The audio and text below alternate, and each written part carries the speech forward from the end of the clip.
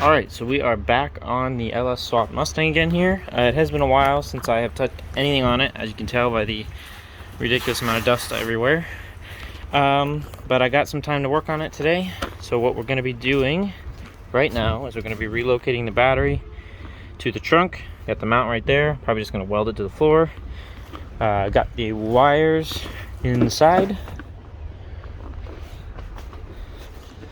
So there is the positive, nice and long, to go all the way up to the front to our positive terminals on the front. Here is the negative, just going to ground straight to the frame. That's why it's short. Second thing we're going to be working on is going to be adding the return back into this system. Factory Mustang has a return in the system. We're going to be creating a return system. So I have this fuel line right here. Right now it's stuck down. It's just hanging underneath the car. I'm going to run it with the other fuel lines up the frame rail.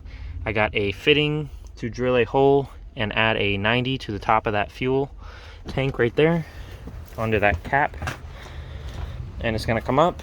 And we have the returnless rail on here right now, but I have the factory truck one with the return with the pressure regulator hooks up to this little guy, so it's vacuum reference fuel pressure.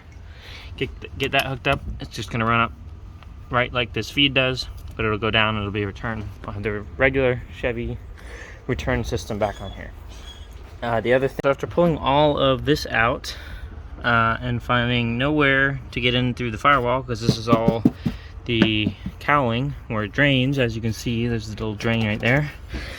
There is a nice, if you pull this fender liner out, all the wires, just like the other side, run through the fender liner, and there's a nice little spot in the boot here that's been capped off, so we can just cut that off, and that little hole should stretch right around the size of the battery cable. Push it through there, we can go around under, come right up through here and go right into here, so it'll be completely hidden, completely sealed. Come through the factory hole. If you look on the inside, that little boot comes through right there, so it'll come through there, and it'll just basically follow this entire pre-existing wiring harness all the way to the back of the car. We'll just strap to that the whole way. Should be nice and secure. Do it the right way, don't have to do it again. Right, so all the wires are pretty much in for the battery location. Here's the ground where it grounds to the frame of the car. There's just a random bolt hole there, threaded hole. So ground that clean through a stainless bolt in there. So here's our negative. Obviously I don't have it hooked up because there's wires hanging out the front. There's the negative, there's the positive. Runs down with that harness through there. We come around over here. It runs back through here, follows that harness through this panel, comes out down here. Hard to see, but it is underneath there. So follows that harness, follows it down to here. It goes up through the hole that we cut off. That happened to be exactly the right size, conveniently. Runs through, put it in some loom, runs straight back through there, up, over, and ends up right here. So almost looks professional. Gonna throw an end on here, heat shrink end, stick it on that terminal right there. We can get rid of this one now. That was the old temporary one. And then while I have this out, probably going to cut this out so that the computer fits in there with the hood being able to close. We'll probably just zip tie that thing in because I don't really want to think of a mount right now, and it should be fine for now. So keep going on that. So that is battery cables installed. If I hook that up, car has power, everything's good. Clean up those panels I pulled off, and that is completely done. Next thing I'm going to get working on here is the return line. I was going to put in the lift to do that because it's underneath, but I think I can just crawl under there, zip tie that return fuel line to the other fuel line so they all run together, and get that plumbed up just so the car can run without blowing up the fuel system that's in there, because it was just creating like 120 psi of fuel pressure. So get going on that, and then the only major thing left done to do is the cooling system.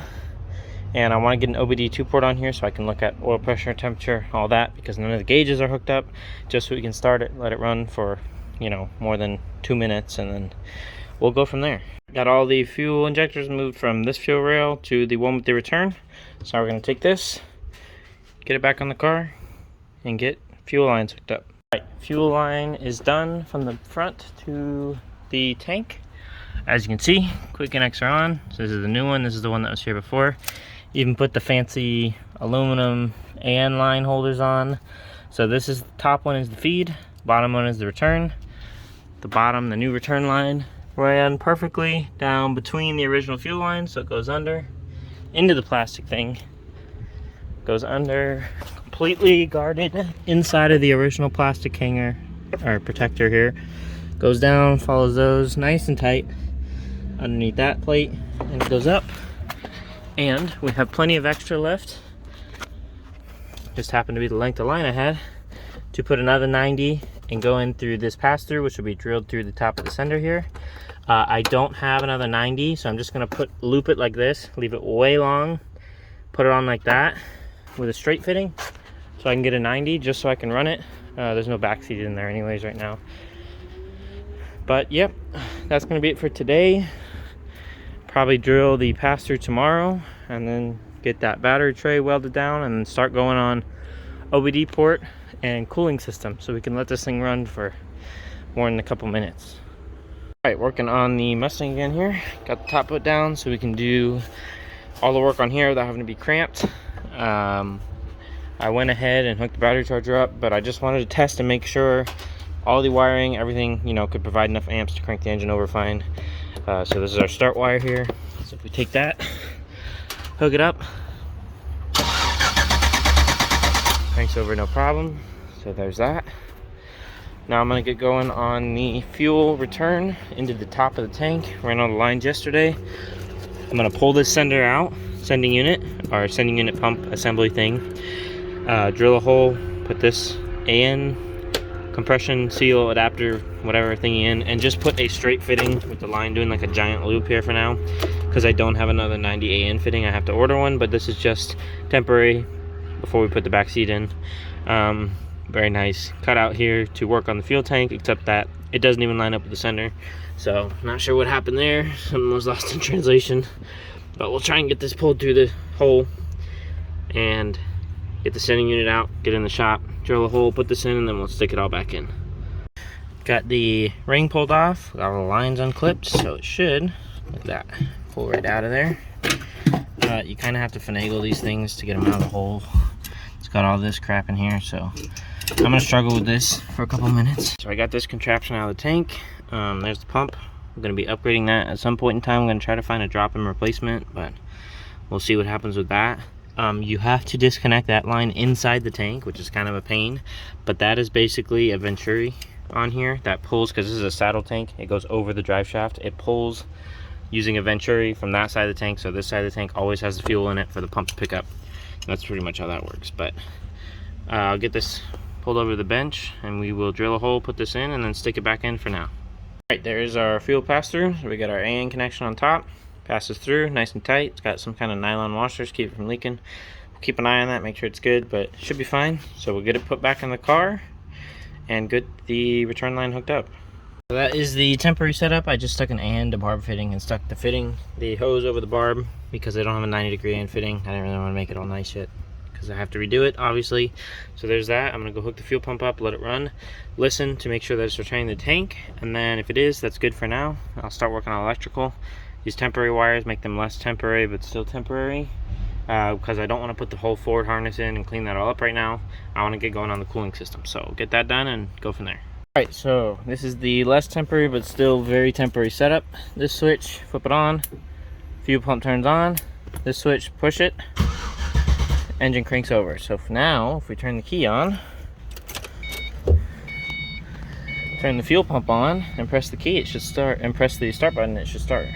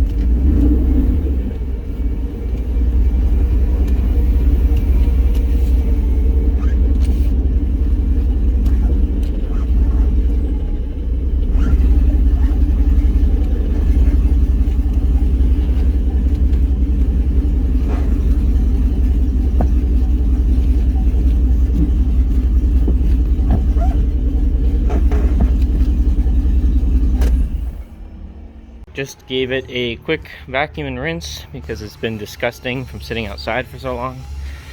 I really want to take this thing around the block probably tomorrow. I can't work on it anymore today just because I got other stuff to do, but I really want to take this thing around the block just to feel how the car drives. I've only driven it, you know, 50 feet around the shop here and there.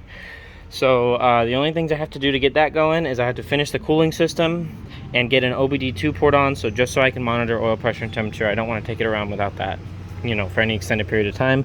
Even if that means I got to pull the hood off because the exhaust has no turbo and nothing on there and yet, I'll do that. Probably do an oil change on it because who knows how old that oil and filter is. That is still the oil and filter that was in it when it was in that Suburban way over there. So but that's it for today. So fuel pump is a success, battery relocate is a success. Just gonna get those couple things buttoned up and I should be able to just, you know, take it around the block for the first time. So trying to get things checked off the list here. The next thing I'm trying to do is get the OBD port for the Chevy computer put in. There's gonna be 2 OBD ports on there, one for the Ford one, which is still here. That'll do airbags, all that other stuff. One for the Chevy one, which is this guy right here. I just cut off the Suburban that this engine came out of. The way this works is you just got a power, a ground, and 2 data wires. So I think the orange there is the power, the black is the ground, and then these 2 are data wires. So what I got here, 2 of these are going to be data wires coming out of the computer, and 2 of them are going to be power coming from somewhere here, probably out of the fuse panel, so it's fuse protected. I got this waterproof plug. So 4 of these, the red, the black, the blue, and the yellow, are going to go to the computer. The other side is going to hook 2 wires. These wires will run inside through the firewall and be connected to that guy. This plug is here so that if I want to remove the engine or the fuse box or the computer, I can unplug it.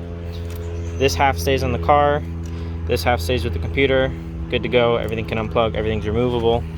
Everything's waterproof. There's a sealed plug. So we'll get that put in. That leaves me 2 spare wires if I ever want to add any sort of control through the computer after the fact. I have this gray and green one to do that after. So gonna look up a pin out for this computer, figure out which 2 need to go to the OBD port, splice it into that plug, splice these wires onto the plug, run them through the firewall where the other wires go through the nice boot down through there, comes right up under the dash. We'll screw this into the bottom of the dash. There it goes. That I just dropped it behind the water pump. Great, I have to fish that out. Screw that into the dash and we should be able to plug in an OBD reader and view coolant temp, oil pressure, RPM, all those good things without having to hook up the gauges yet in the car. So this is the current setup. I just tested it to make sure it works with this little Bluetooth reader. I was slightly wrong about the OBD port. There's 1 data wire on the Chevy ones. There's 1 data, which is the purple. The orange is power and the 2 blacks are both ground. So I tied the power and the ground into the red terminal on the bottom of the fuse block, and the data wire comes off of the computer and goes through this pin, this connector, which I left on the factory harness. This is also going to do cruise control and other things, so I'm going to leave it for now. I'm just going to tape those up so out of the way until I get the wiring done. But this green is the communication wire for the OBD, so I'm basically going to extend those through the firewall over there, hook that up, and should have working information inside the car. Alright, so OBD port is completely finished, completely wired. Let me show you how I did it real quick. So, as I said, this orange and black wire came off of the red plug on the fuse panel. The reason I did that is because, first of all, I want it to share the same power as what's going to the computer. I know the computer gets power from the fuse panel. I know the OBD gets power from the fuse panel. I know sometimes tuners and stuff and scanners can be picky with voltages and whatever, so it has the same voltage. I checked it, the battery charger on it, it's reading 14 volts at the port, so that's good. Also, because it goes through the fuse panel, it's fuse protected. Now, because I just pulled off a random 12-volt source on the bottom of the panel, it came off of a random fuse. Turns out it's this fuse. I think it goes for the 4-wheel steer on like the quadra-steer trucks and stuff, because it's labeled 4WS. But anyways, that fuse goes to this orange positive wire. So I can put this 5-amp fuse in here. I'll remember that it's the OBD port because it's the only 5-amp fuse in the entire fuse panel. The OBD port should not be drawing a lot of power. From there, 2 power wires go into the plug here. This green, solid green, is the data. This is the factory plug. These 2 wires went to something I didn't need, so I cut them off, hooked them to the power wires, depinned them from the rest of the harness. From there, the other side of the pin, it goes to these 3 wires. They run exactly the same way as the tack module wires that I ran before. So they go over, they go down through the fender, they go through this boot right here inside. And now, if we go inside, I mounted the OBD port. The second one right there, there's the Ford one, there's the Chevy one. Take the scanner, plug it in,